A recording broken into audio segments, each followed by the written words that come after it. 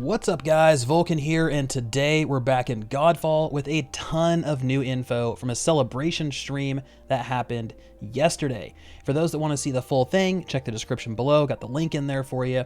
So the stream yesterday answered a lot of questions that I had, and honestly I had this full script written out, basically covering everything I was concerned about, and I had so many different questions about things, and I decided to hold off in case something like this happened, and I'm glad I did because it answered pretty much all of them. We learned more about the Endgame loop and how that plays out. They showed off Vertigo and Typhon. We learned about the enemies, the world of Godfall, and a lot more.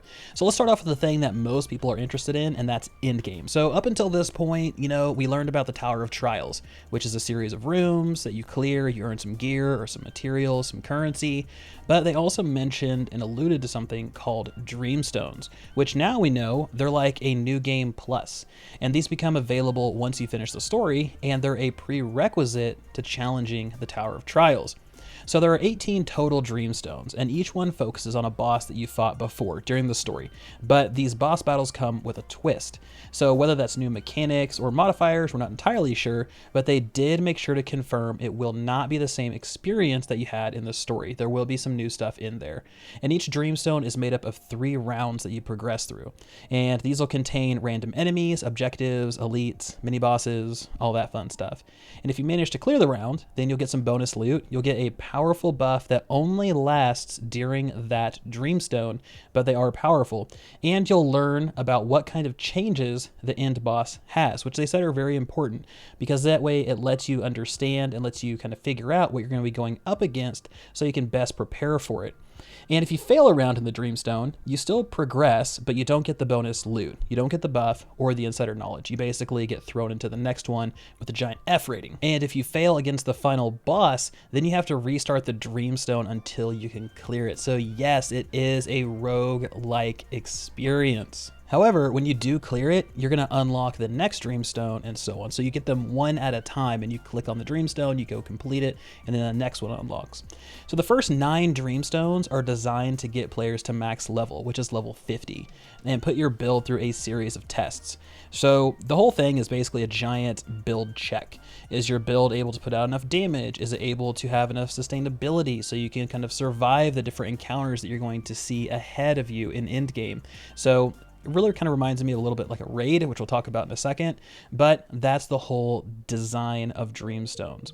And on the 10th Dreamstone, you're going to unlock the Ascended Tower of Trials, and this is what we've talked about before, and this is where the true endgame begins. So this area is designed to crush players. It demands high skill and powerful builds to be successful. It is never ending. So once you go into the tower, you can basically just go and go and go, and it gets progressively harder until you fail. And for each room you clear, you gain a powerful buff, you gain loot, and you gain keys to unlock doors and chests found within the tower. So that was a lot of info, right? We kind of went through Dreamstones and all that stuff pretty quickly. So let's break it down and let's talk about this a little bit. So we know that Dreamstones come after the story. They pull the player through content that we've already done, but with a twist. There's 18 of them, and they're designed to test your build.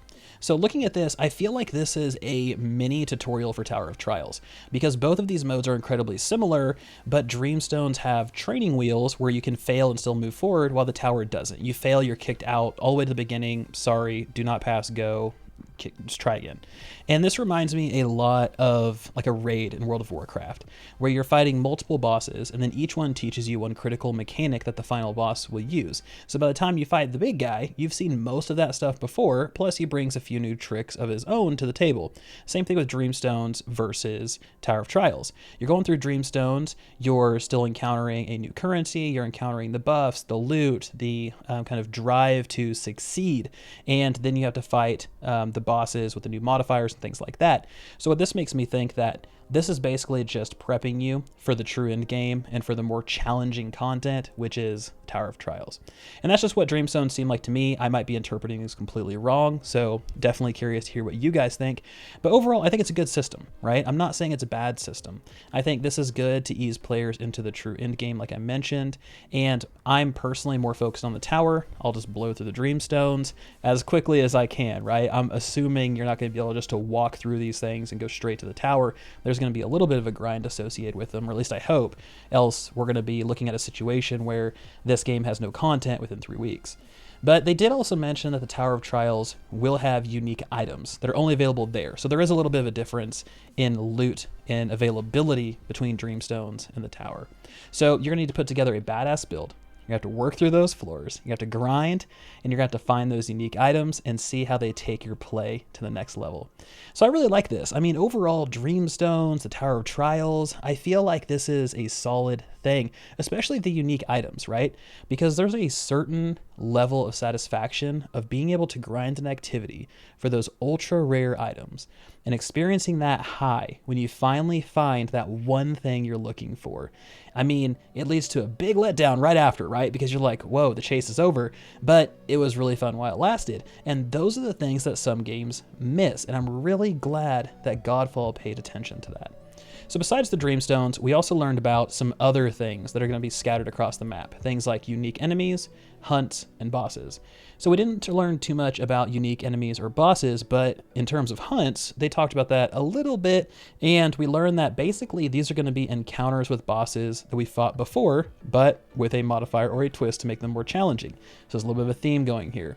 Now, I know they mentioned that some bosses will drop gear that follows their theme, so like a fire boss in the fire realm, might drop something more fire oriented, water to water, or maybe it's the opposite. Maybe they drop like a chilling weapon for fire or something.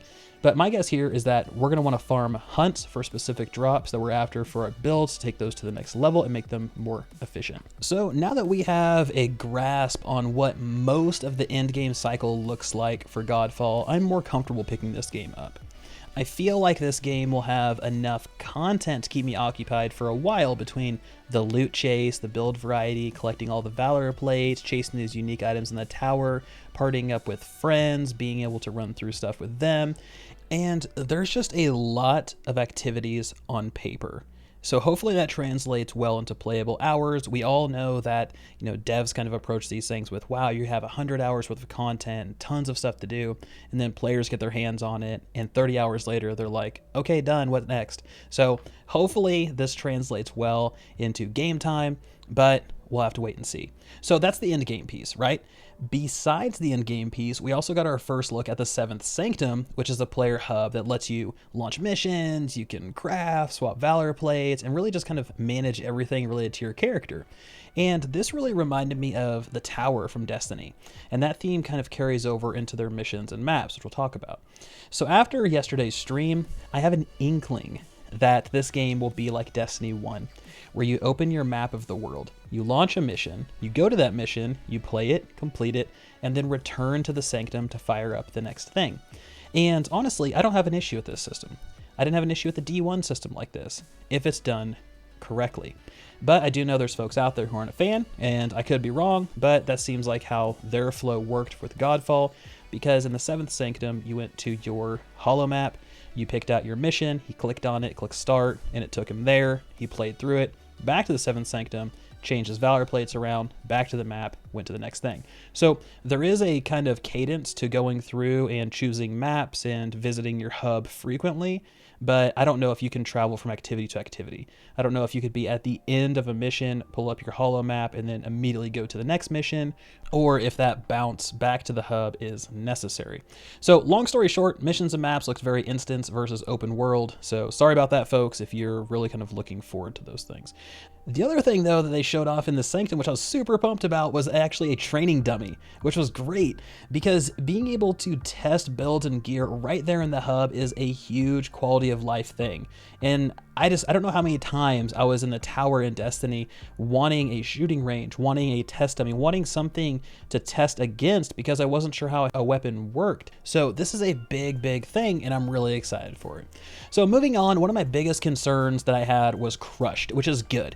And that concern was a lack of enemy variety. So Godfall is going to have 70 different enemy types. And this is a huge relief, right? Because in all of the gameplay, we were fighting the same handful of enemies, the same looking enemies, and it had me really worried because nothing kills a game like lack of variety.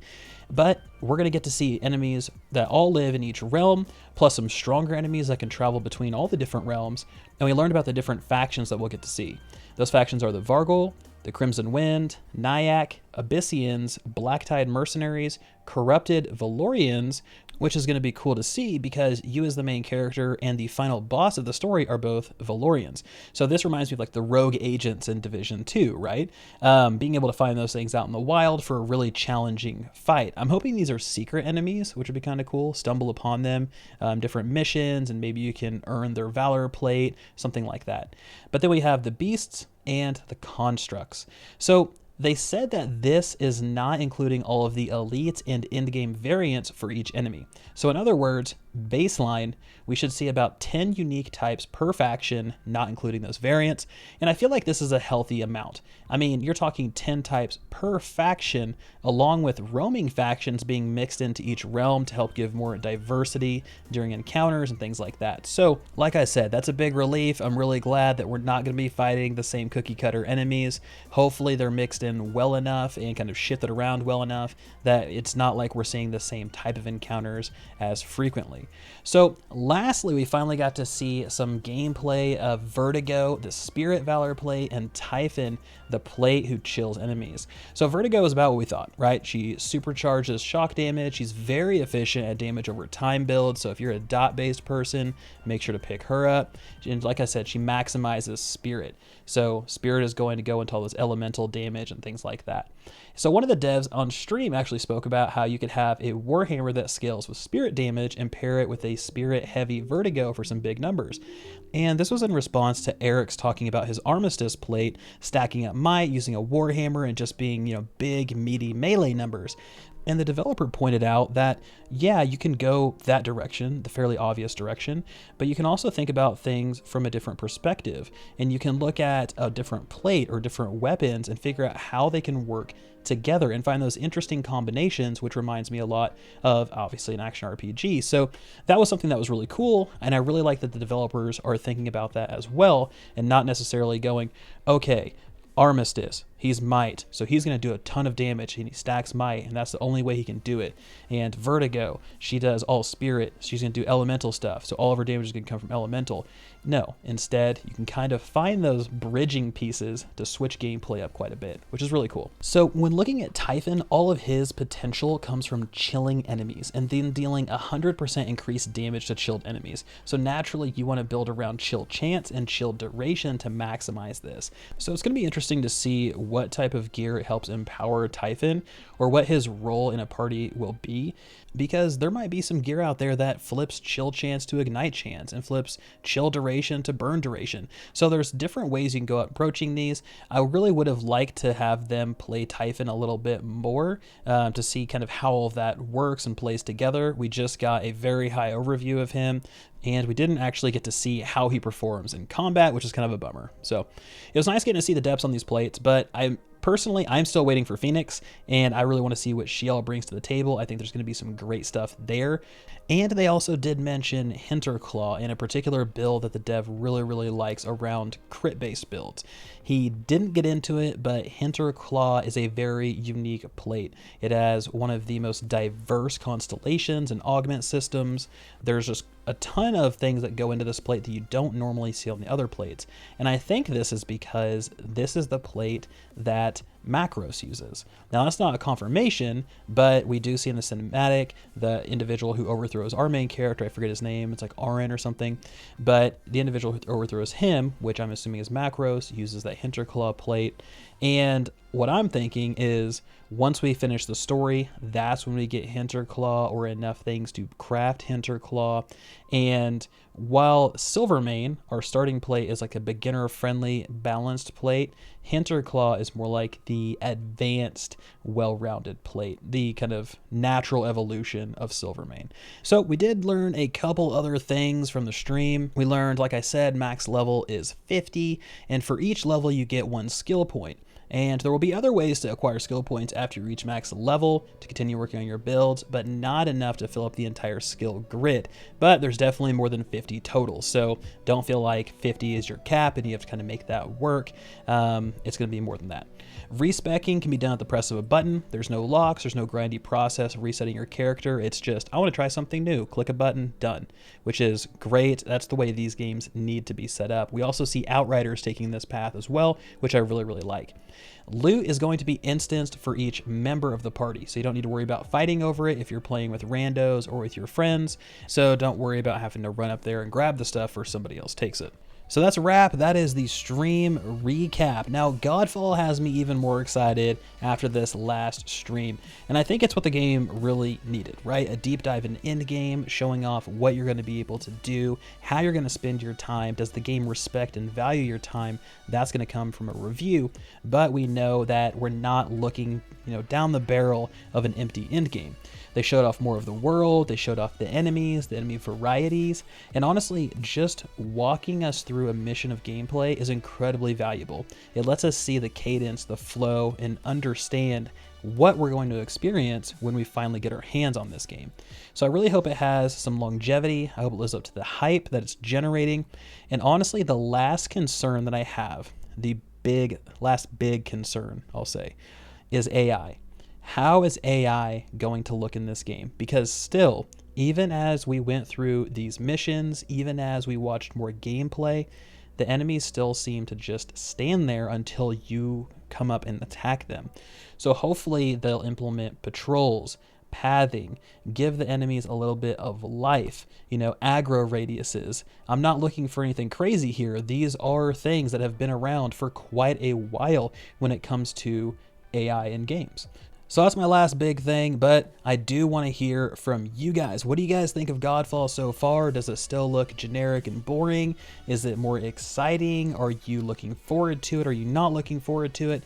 One other kind of side note is that it was confirmed today that it is a 6-month exclusive for Sony PlayStation. Afterwards, we might see this game on Steam and Xbox, but we're not entirely sure. So that is another big thing. But as always, guys, thank you so much for watching. This has been Vulkan, and I'll talk to you next time.